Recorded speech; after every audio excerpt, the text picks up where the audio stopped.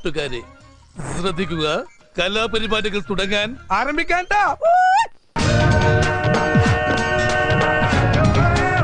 മിടിക്കുകയും നല്ല ഡാൻസുകാരിയും നല്ല കുട്ടിയായിരുന്നു. എല്ലാവർക്കും ഇഷ്ടമുള്ള ആളായിരുന്നു.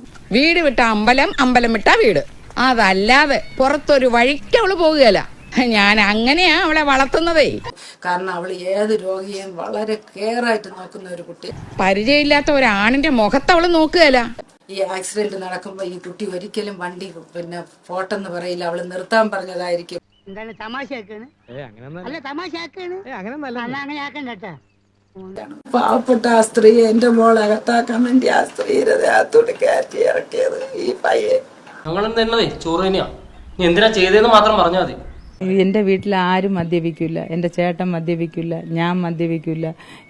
അതെനിക്ക് തന്നെ കണ്ടപ്പോഴേ മനസ്സിലായി. എന്റെ വീട്ടിൽ അങ്ങനെ ഒന്നുമില്ല. ഒരു പാർട്ടി വന്നാൽ പോലും ഇവിടെ മദ്യപാനം എന്തെന്ന് അറിഞ്ഞൂടാ. എന്റെ ചേട്ടൻ അതൊന്നും കുടിച്ചൂടാ. എന്തൊരു തൊലിക്കട്ടി! കാണ്ടാമൃഗം തോറ്റു. എനിക്ക് അറിഞ്ഞൂടാ മക്കളെ, നമ്മളൊന്നും കണ്ടിട്ടില്ല. ഈ കുട്ടി കുടിച്ചിട്ടുണ്ടോ എന്നൊന്നും അറിഞ്ഞൂടാ. എന്റെ ദൈവമേ, അപ്പൊ കുടുംബടക്കം കള്ളന്മാരാണ്. ദൈവം കുടിപ്പിച്ചതാണോ എന്ന് അറിഞ്ഞൂടാ. അങ്ങനെ ഇതുവരെ ആ കുട്ടി ഒന്നും കുടിച്ചിട്ട് പിഞ്ചു കുഞ്ഞാണല്ലേ? അയ്യോ അല്ല, 30 വയസ്സാകാൻ പോവാ. ഇല്ല, നമ്മളെ വീട്ടിൽ നമ്മൾ അങ്ങനത്തെ ഫാമിലി അല്ല. എന്നിട്ട് സർക്കാരോട് എന്തെങ്കിലും പറയാനുണ്ടോ? തീർച്ചയായിട്ടും എന്റെ പിള്ള നിരപരാധിയാണ്. ഒരിക്കലും നിങ്ങൾ സംശയിക്കരുത്. ഇക്കാര്യത്തിൽ നിരപരാധിയാണ്, നാട്ടുകാരെ അവൾ നിരപരാധിയാണ്. എന്റെ വീട്ടുകാരിൽ അവിടെ എന്റെ അച്ഛൻ നമ്മളെ ഫാമിലി ആരും കുടിക്കുന്ന പാർട്ടിയല്ല. ഇവിടെ അതേപോലെ തന്നെ. ഇവിടെ ആരും ഈ ഫാമിലിയിലുള്ള ഒരൊറ്റ മനുഷ്യർ വെള്ളം അടിക്കുന്ന പാർട്ടിയില്ല. നിന്റെ അപ്പൻ വിശ്വസിച്ചു. അളിയന്മാരായാലും ശരി തന്നെ, ചേട്ടന്റെ സഹോദരിമാരെ ഭർത്താക്കന്മാരായാലും ശരി തന്നെ, അവരുടെ മക്കളായാലും ശരി തന്നെ, ആരും കുടിക്കുന്നവർ ഈ ഫാമിലിയിലില്ല. ആരോടെങ്കിലും ചോദിച്ചാൽ മനസ്സിലാക്കാം. തേങ്ങ പത്തരച്ചാലും താളല്ലേ കറി.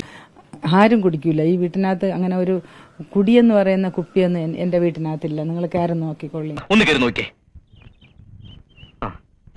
പിന്നെ നിന്റെയൊക്കെ മലം പരിശോധിക്കല്ലേ എന്റെ ജോലി. ഞാൻ ഇന്ന് 3 ദിവസം കൊണ്ട് ആഹാരം കഴിക്കാതെ വെറും വെള്ളം മാത്രം കുടിച്ചോണ്ടിരിക്കുന്നു. അയ്യോ പാവം.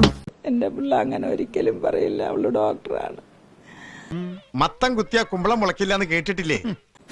ദേവി, ആ കുടുംബക്കാര് എന്റെ പിള്ളയെ കുറ്റപ്പെടുത്തരുതേ എന്ന് ഞാൻ താണപേക്ഷിക്കുകയാണ്. എനിക്ക് വേറെ ഒന്നും പറയാനില്ല. പൊന്നോ ഒടുക്കത്താ. പിന്നെ നിന്നെ കുറിച്ച് ഇതിൽ കൂടുതൽ നുണ പറയാണെന്ന് എനിക്ക് വയ്യ.